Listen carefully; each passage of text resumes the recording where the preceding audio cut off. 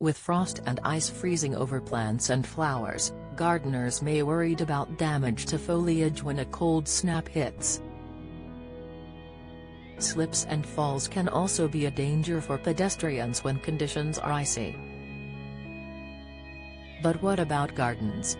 If this cold snap sets, it could also be very damaging to plants. A chief horticulturist has shared some winter tips for keen gardeners to ensure that they are prepared as the cold weather sets in. From bringing plants indoors to cutting some back, here are some essential winter jobs every gardener should do. Bring any tender plants indoors. While winter is known as the quietest time of year for gardeners, it is important for Guy Barter, the chief horticulturist at RHS, to ensure that the plants in your garden are well protected to avoid any long-term damage. The first thing to do is to bring any tender plants. They can be damaged by a little frost, including begonias, pelargoniums and geraniums, that are still outside, and move them to somewhere sheltered, said Barter. They would need to be indoors where it never gets frosty. Ideally, the temperature should stay above 7 degrees at a very minimum.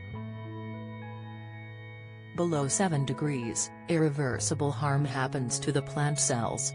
So if you do this, there's a good chance that your plants survive the winter without the cost of heating fuel to be too high in your own home.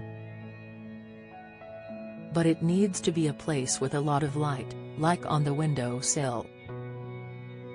Put hardy plants in a greenhouse or against the house wall. Plants need time to harden off gradually and can be severely damaged if a mild autumn is abruptly followed by cold. For any plants that are reasonably hardy, that's things like salvias, move them into an unheated greenhouse if you've got one, or against the house wall is good enough, Barter said. These plants should be able to resist the cold down to -5 perhaps.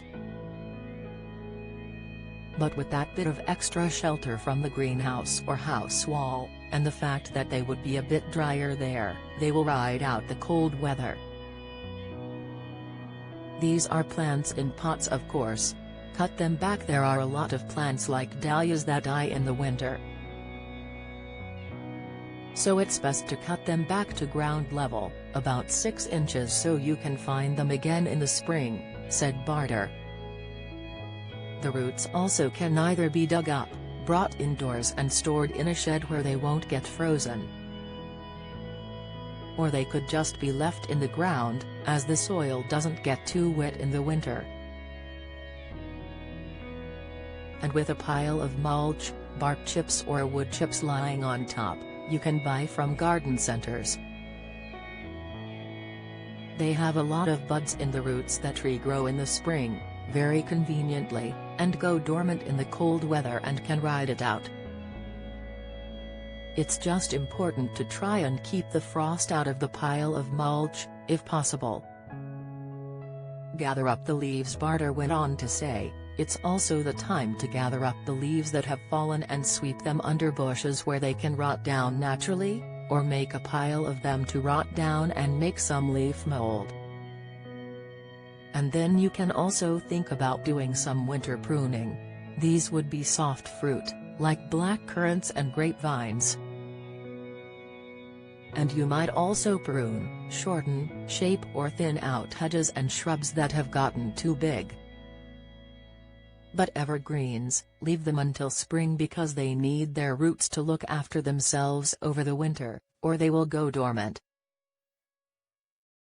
It's a great opportunity to see the bare bones of your garden.